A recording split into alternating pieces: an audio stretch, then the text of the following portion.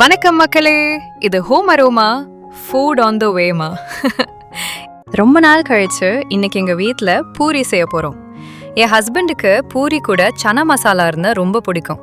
அவரோட இந்த ஃபேவரட் காம்பினேஷனை இன்னைக்கு எப்படி பண்றதுன்னு பாத்துரலாம். முதல்ல நைட்டே ஊற வச்ச சுண்டலை குக்கர்ல சேர்த்து தண்ணி ஊத்தி உப்பு போட்டு ஒரு 5 விசில் விட்டு வேக வச்சு எடுத்துக்கோங்க. இப்போ ஒரு கடாயில எண்ணெய் ஊத்தி ஸ்பைசஸ், கல்பாசி, பிரியாணி இலை, சோம்பு, நறுக்கின வெங்காயம், பச்சை மிளகாய், இஞ்சி பூண்டு பேஸ்ட், தக்காளி பியூரி சேர்த்து நல்லா வதக்கிக்கோங்க. இதோட மஞ்சள் தூள், மிளகாய் தூள், மல்லித்தூள், சீரகத்தூள், கரம் மசாலா சேர்த்து வதக்கிட்டு வேக வச்ச சுண்டலையும் உள்ள போடுங்க. தேவையான அளவு தண்ணி, சன மசாலா பவுடர் சேர்த்து நல்லா கொதிக்க விட்டு கடைசியா கொத்தமல்லி தூவி இறக்குனா சன மசாலா ரெடி.